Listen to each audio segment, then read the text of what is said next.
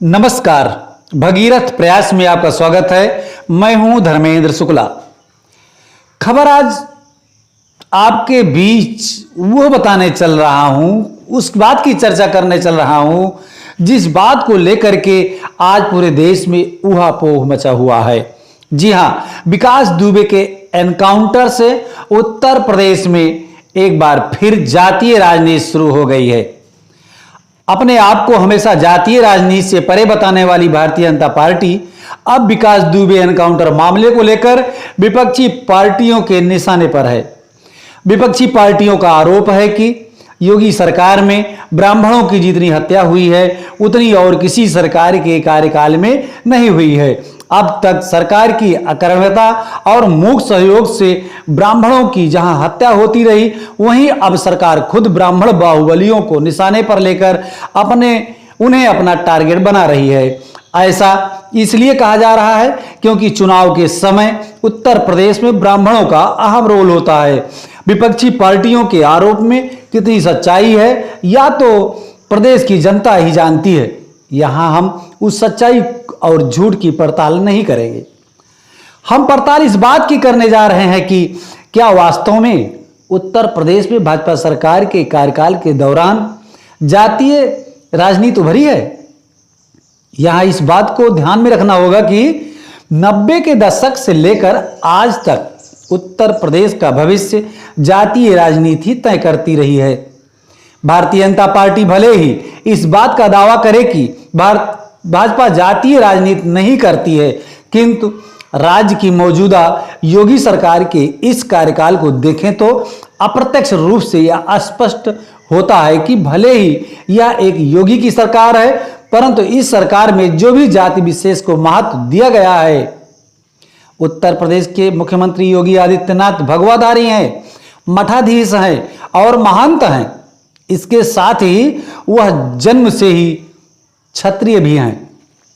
उनके शासनकाल के दौरान अगड़ों के अग्रक्रम में आने वाले ब्राह्मणों की स्थिति क्या रही है, अब इस बात को लेकर सोशल मीडिया पर बहस छिड़ गई है।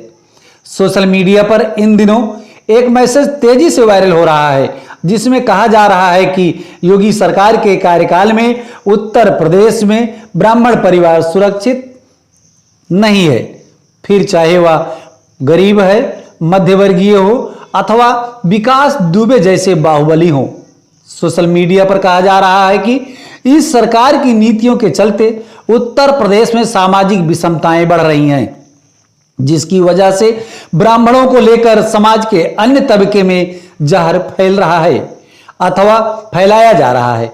और यही वजह है कि सन 2017 से अब तक अनेक ब्राह्मणों की हत्या हो चुकी है और अब सरकार भी ब्राह्मणों को टारगेट कर रही है। विकास दुबे इसका उदाहरण हो सकता है। यहां हम सोशल मीडिया, फेसबुक, ट्विटर व अन्य पर चल रही इस प्रकार की सामग्री का समर्थन तो नहीं करते हैं, किंतु विकास दुबे का एनकाउंटर जिन परिस्थितियों में दिखाया गया उसे लेकर ब्राह्मणों का गुस्सा अवश्य समझ में आता है। वास्तव में सरकार के तंत्र, पुलिस ने जब विकास के घर पर दबिश दिया था और वहां मुठभेड़ हुई थी, उस दौरान 8 पुलिसकर्मी शहीद हुए थे।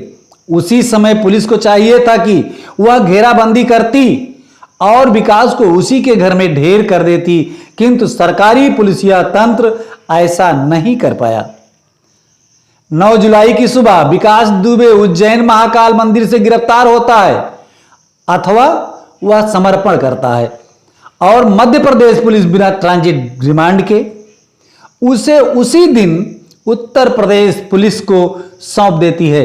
दूसरे दिन 10 जुलाई की सुबह संदेहमय परिस्थितियों में विकास दुबे का एनकाउंटर हो जाता है।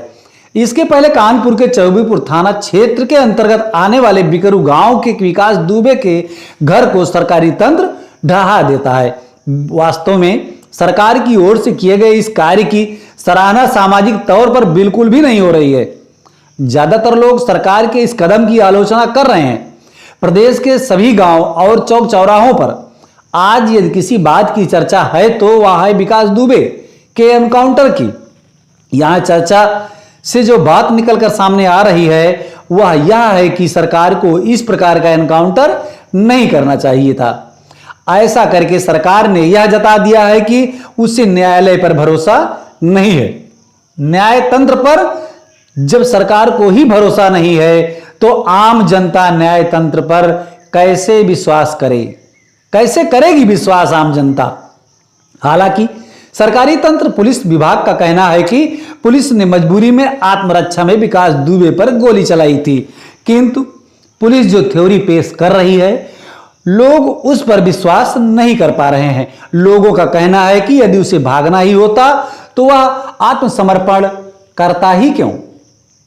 बहुत बड़ा सवाल है। चर्चा में लोग यहां तक कह रहे हैं कि यदि विकास दुबे जीवित रहता तो वह सत्ता के गलियारों से लेकर पुलिस महकमे के साथ ही सरकार के तमाम महकमों में बैठे आला अधिकारियों की भी पोल खोल देता, क्योंकि आज उसने जो अकूत संपत्ति जमाई है वह ऐसे ही नहीं जमी।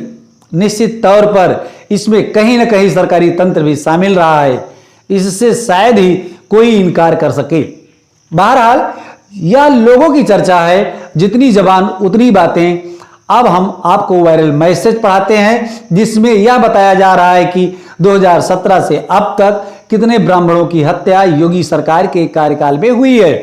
वायरल मैसेज में कहा जा रहा है कि ब्राह्मणों के लिए हत्या प्रदेश बना उत्तर प्रदेश। जी हां, 26 जून 2017 रायबरेली के ऊंचा हार में पड़ने वाला अपटा गांव में एक ब्राह्मण परिवार के 5 सदस्य जिंदा जला दिए गए। वहीं 2 जुलाई 2017 फतेहपुर जिले की खागा कोतवाली के भखन्ने गांव में रहने वाले शिक्षक बालकृष्ण तिवारी की गोली मारकर हत्या कर दी गई। तो अक्टूबर 9, 2019 को बस्ती में आदित्य नारायण तिवारी की हत्या हो जाती है और इधर 12 अक्टूबर 3 दिन बाद 2019 को ही झांसी में पंडित जगदीश को परिवार समेत जिंदा जला दिया गया, जिसमें श्रीमती कुमुद, श्रीमती रजनी, मुस्कान समेत पूरे परिवार की हत्या हो जाती है। 14 अक्टूबर 2019 उत्तर प्रदेश के झांसी जिले स्थित पिपरी बाजार के पास उदेनिया में एक ब्राह्मण परिवार के 4 लोगों की रहस्यमयी तरीके से हत्या कर दी गई। तो वहीं 16 अक्टूबर 2019 को मैनपुरी में छात्रावास में छात्रा की हत्या कर दी जाती है। 17 अक्टूबर 2019 को बस्ती जिले में स्थित एपीएन कॉलेज के पूर्व छात्र संघ अध्यक्ष कबीर तिवारी की गोली मारकर हत्या कर दी गई। तो 18 अक्टूबर 2019 लखनऊ में कमलेश तिवारी की गोली मारकर हत्या कर दी जाती है। 18 को हो गई। 19 अक्टूबर 2019 मेरठ में अधिवक्ता मुकेश शर्मा की हत्या होती है। 28 अक्टूबर 2019 कन्नौज में अमन मिश्रा की हत्या। 28 अक्टूबर 2019 को ही अमेठी में सत्यप्रकाश शुक्ला की भी हत्या होती है। 29 अक्टूबर 2019 लखीमपुर में पत्रकार रमेश मिश्रा की निर्मम हत्या कर दी जाती है। 17 नवंबर 2019 गोरखपुर में आनंद स्वरूप मिश्रा की हत्या कर दी जाती है। 31 दिसंबर 2019 शामली में भजन गायक अजय पाठक के पूरे परिवार की धारदार हथियार से हत्या कर दी गई। तो 4 जनवरी 2020 उत्तर प्रदेश के प्रयागराज के सोराव क्षेत्र के अंतर्गत आने वाले यूसुफपुर स्वायत्त क्षेत्र में सोमदत्त तिवारी, उनकी पत्नी समेत परिवार के कुल 5 सदस्यों की हत्या कर दी गई। 7 जनवरी 2020 लखनऊ में शिशिर त्रिपाठी की हत्या। 25 अप्रैल 2020 को एटा जिले में पूर्व स्वास्थ्य कर्मी राजेश्वर प्रसाद पचौरी के घर के 5 सदस्यों की हत्या।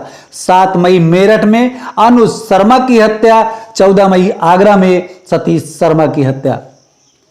तो मैं आपको इसी क्रम में आगे भी बताता जा रहा हूं। 17 मई प्रयागराज में संजय शुक्ला की हत्या।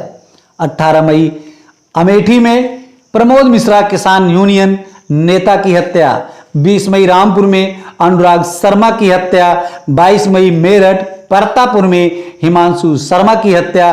26 मई मुरादनगर के दुहाई में बीबीए छात्र मुदित शर्मा की हत्या। 6 जून शाहजहांपुर में इलाज न मिलने से रामनाथ द्विवेदी की मौत। 8 जून प्रयागराज के मौहरिया में पंडित महेश दत्त तिवारी की हत्या। 19 जून उन्नाव पत्रकार शुभम मणि त्रिपाठी की दिन में सरेआम गोली मारकर हत्या। 29 जून 2020 मैनपुरी के एलाउद थाना में सौरभ मिश्रा की गोली मारकर हत्या। 2 जुलाई को प्रयागराज के विमलेश पांडे 40 की, उनके पूरे परिवार प्रिंस पांडे 18, सृष्टि पांडे 19, श्रेया पांडे 19, रचना पांडे 38 की हत्या।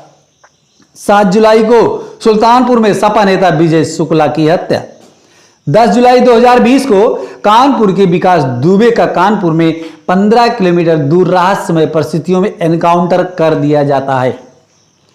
देखते हैं इन ब्राह्मणों के हत्यारों के घर जेसीबी कब ढाए जाते हैं या फिर लिपापोती से ही काम चला लिया जाएगा। यहां एक बार फिर दोहराते हैं कि सोशल मीडिया पर वायरल हो रही इस खबर या मैसेज का भगीरथ प्रयास समर्थन नहीं करता है, परंतु सरकार से हम यह अवश्य कहना चाहते हैं कि योगी जी, यदि ऐसे ही चलता रहा तो सामने पंचायत चुनाव है और आने वाले दिनों में विधानसभा चुनाव भी होंगे, जिसका खामियाजा निश्चित तौर पर आपकी पार्टी को उठाना ही पड़ेगा। आप देख रहे हैं भगीरथ प्रयास।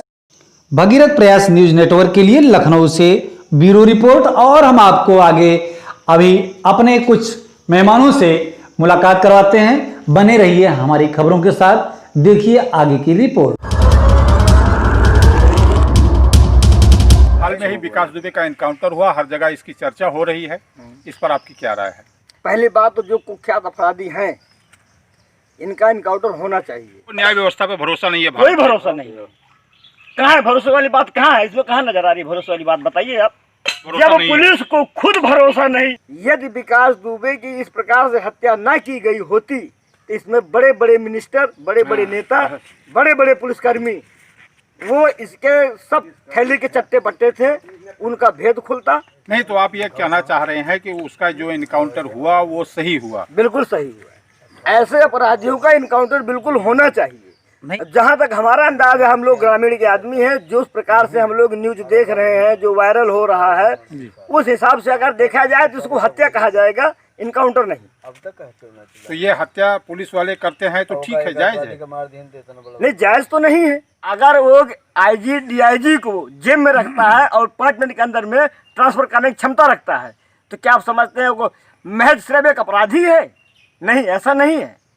उसकी पकड़ बहुत मजबूत है, कई दिग्गज नेताओं के साथ में है, वो बगैर सपोर्ट के इतना आगे तक कोई जा नहीं सकता। और अगर उसे न्यायालय में पेश किया जाता तो? न्यायालय में पेश किया जाता, तारीखें पड़ती रहती, मुकदमा चलता रहता, मर्डर होते रहते। अफसोस नहीं है कि उसके मर जाने से वो खुलासा नहीं हो पाया? नहीं, इस बात का अफसोस तो है। फिर हाल अगर खुलासा हो भी जाए किसी कारण बस, लेकिन तो उनके साथ क्या किया जाए? जिस प्रकार से उनको भी फिर वही दंड मिलना चाहिए ना।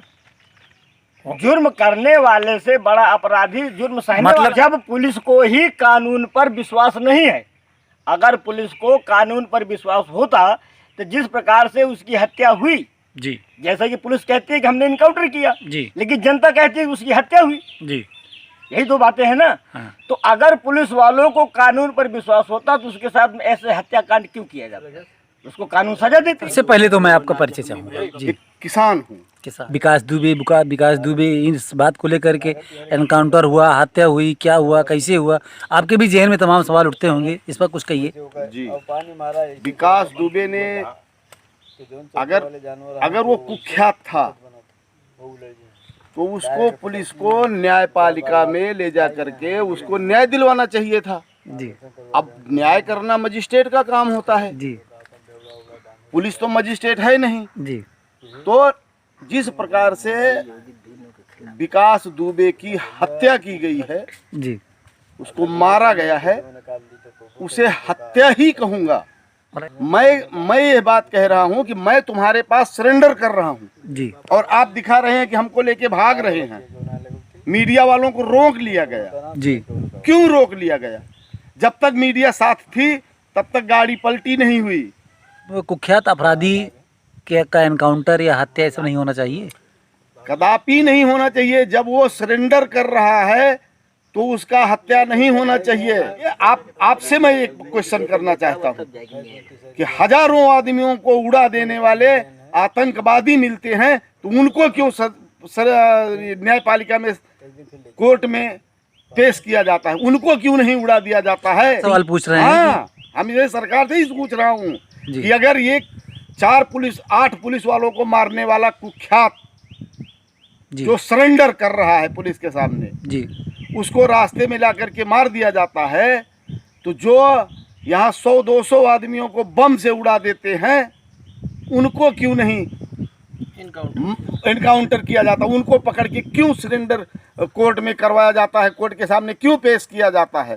बड़ा कुख्यात अपराधी 5 लाख का इनामी था, तो उसके हाथ क्यों नहीं बांध के लेके जा रहे थे? हथकड़ी क्यों नहीं लगाया गया था? जी, जी। कि 82 दिन के बाद, 82 दिन का टाइम दिया जाता है, 82 कटने के बाद फिर घर द्वार कुड़ुक किया जाता है, संपत्ति नीलाम की जाती है। अगर 82 दिन में नहीं हाजिर होता है तो ये तो सरासर पुलिस का प्रतिशोध है यार। सरकार के लिए अब क्या कहना चाहेंगे इन सभी बातों को मिला जुला करके? सरकार को निष्पक्ष रूप से इसका जांच करवाना चाहिए कि उसका इनकाउंटर इस प्रकार से हुआ क्यों, और जो गलत अधिकारी पाए जाएं उनको सस्पेंड किया जाए। क्या देश को ऐसा लग रहा है कि सरकार निष्पक्ष रूप से जांच करवाएगी? ये तो नहीं लग रहा है। अगर सरकार को निष्पक्ष रूप से जांच करवाना ही होता जी तो विकास दुबे को मरवाती क्यों?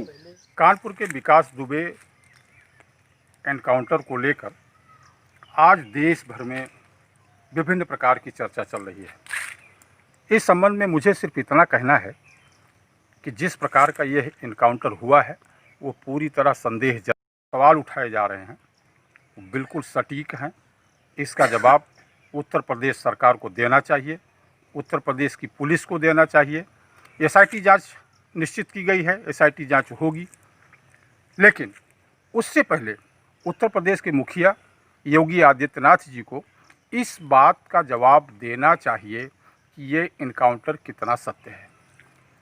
मैं बात कर रहा हूँ विकास दुबे की, तो विकास दुबे के बारे में जहाँ तक मैं जान पाया हूँ उसके एक पैर में राड पड़ा हुआ था, वो ठीक से दौड़ नहीं सकता था। पुलिस की थ्योरी है कि वो दौड़कर लगभग 100 मीटर दूर चला गया। मेरा सवाल यह है कि अगर वो 100 मीटर तक दूर दौड़कर चला गया तो उसके साथ बैठे हुए जो और कमांडो थे, जो और पुलिस वाले थे, वो क्या कर रहे थे? जख्मी हो गए, उसके बगल क्यों नहीं चल पाए? जख्मी हो गए। अगर वो जख्मी हो गए थे तो फिर आरोपी क्यों नहीं जख्मी हुआ? आरोपी क्यों कैसे भागता रहा? एक सवाल और भी उठता है, जहां पुलिस बता रही है कि उस खेत में वो भाग कर गया, खेत में पानी भरा हुआ था, कीचड़ था, जाहिर है कि उसके पैरों में कीचड़ लगना चाहिए था, पानी लगना चाहिए था, कपड़े गंदे होने चाहिए थे, लेकिन ऐसा कुछ भी नहीं हुआ। कुछ भी ऐसा नहीं हुआ जिसको पुलिस साबित कर पाए। प्रथम दृष्टया यह एनकाउंटर नहीं लगता है। फिर क्या कहेंगे इसको? अब ये जो है पुलिस की सोची समझी चाल है, यह एनकाउंटर तो बिल्कुल नहीं है। एनकाउंटर का मतलब ये होता है, एनकाउंटर 2 प्रकार के होते हैं। पहला एनकाउंटर ऐसा होता है कि पुलिस किसी अपराधी को पकड़ने जाती है, आरोपी को पकड़ने जाती है, दबिश देने जाती है।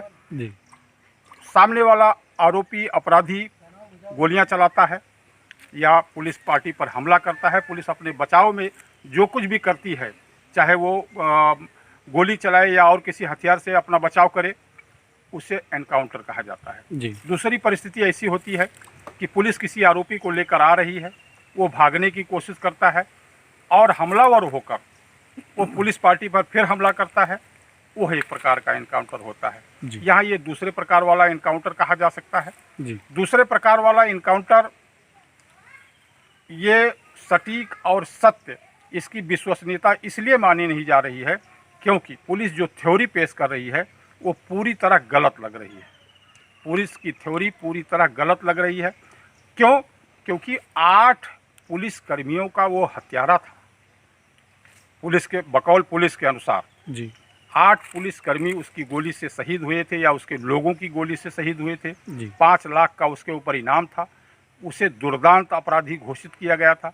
इतने बड़े दुर्दांत अपराधी आरोपी को उत्तर प्रदेश पुलिस, मध्य प्रदेश पुलिस से बिना ट्रांजिट रिमांड के ले लेती है। रात भर लगभग 6 घंटे गाड़ी चलती है, आरोपी नहीं भागता है, बांध दिया जाना चाहिए था, लेकिन ऐसा कुछ भी पुलिस ने नहीं किया। गाड़ी में उसका हाथ नहीं बांधा, उसके हाथ में हथकड़ी नहीं पहनाई। जब इतना बड़ा दुर्दांत आरोपी था तो उस प्रकार के इंतजाम करके उसको लाया जाता, लेकिन ऐसा पुलिस ने कुछ भी नहीं किया था।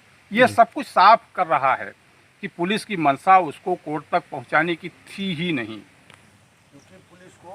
और यही वजह है कि पुलिस के इस कार्यशैली पर मीडिया सवाल उठा रही है, गांव गली के लोग सवाल उठा रहे हैं, घर घर में आज पुलिस के इस इनकाउंटर की चर्चा है, जिसमें सीधे तौर पर राज्य की योगी सरकार निशाने पर है आम जनता के।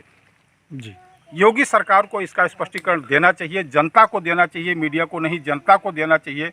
अलग से उन्हें एक बयान जारी करना चाहिए, बताना चाहिए कि सच क्या है, क्यों हुआ ऐसा। जी, अगर विकास दुबे कोर्ट तक पहुंचता तो वह किन लोगों का नाम लेता, आखिर वह सच्चाई बाहर क्यों नहीं आने दी गई। जी, विकास दुबे को विकास दुबे बनने में जिन लोगों ने मदद किया वो कौन लोग थे? राजनेता थे, अधिकारी थे, कौन लोग थे? उनका नाम तो बाहर आना ही चाहिए था। जी, और जो लोग चर्चा कर रहे हैं वो ये है कि इसी भय से कि ये नाम बाहर ना आए, उसका एनकाउंटर जानबूझकर कर दिया गया, उसे मुठभेड़ में मारा गया, जी, मुठभेड़ में उसे मार गिराया गया। एनकाउंटर पुलिस ने अपने बचाव में नहीं किया, ऐसा सीधा प्रतीत हो रहा है। जैसे इस समय एसआईटी जांच को लेकर के तमाम चर्चाओं का दौर गर्म है और तमाम जांचें चल रही हैं, इसके बजाय लोगों का कहना है कि ये भी पता लगाए होते हैं, एनकाउंटर के बाद भी कहीं ये पता लगाते हैं कि इसमें कौन लोग लिप्त थे। तो इस पर क्या कहेंगे? कहीं लिप्तता के एसआईटी बारे में? जांच होनी चाहिए, बिल्कुल सही है, लेकिन जब सरकार और पुलिस को न्यायालय पर भरोसा नहीं है तो पब्लिक एसआईटी जांच रिपोर्ट पर भरोसा कैसे कर पाएगी? वो भी सरकार के अंदर ही काम करती है, एसआईटी भी सरकार के अंदर ही काम करती है। जी, अब सवाल इस बात का है कि सरकार को अपनी विश्वसनीयता कायम करनी होगी। जो एसआईटी जांच कर रही है उसकी रिपोर्ट सही आनी चाहिए। उसमें अगर कुछ भी गलत होगा तो भारतीय लोकतंत्र के लिए सबसे घातक होगा, क्योंकि आज ये जो हुआ है ये विकास दुबे पर प्रहार नहीं है। अगर ये गलत इनकाउंटर होगा तो जिस प्रकार अलग राज्यों में, दूसरे राज्यों में इसी प्रकार के तमाम फेक इनकाउंटर हुए हैं, ये भी उन्हीं फेक इनकाउंटरों में से होगा। और उत्तर प्रदेश में अगर ऐसा हो रहा है तो उत्तर प्रदेश को उत्तम प्रदेश बनाने की बात करने वाले योगी आदित्यनाथ के लिए ये सबसे बड़ा झटका होगा। जैसे ये इस समय सोशल मीडिया पे वायरल हो रहा है, तमाम खबरें वायरल हो रही हैं कि एक साथ दर्जनों खबरों का अंबार लगाया जा रहा है और ब्राह्मण से ही जोड़ा जा रहा है कि ये ब्राह्मण विरोधी सरकार है। इस पर कुछ कहेंगे आप? देखिए, जहाँ तक बात ब्राह्मणों की हत्याओं का है तो विभिन्न जिलों में विभिन्न लोगों की हत्याएं हुई हैं। मैं ऐसा नहीं मानता कि सरकार सीधे तौर पर इसके लिए जिम्मेदार है, लेकिन सरकार की लचर व्यवस्था इसके लिए कहीं न कहीं जिम्मेदार जरूर है।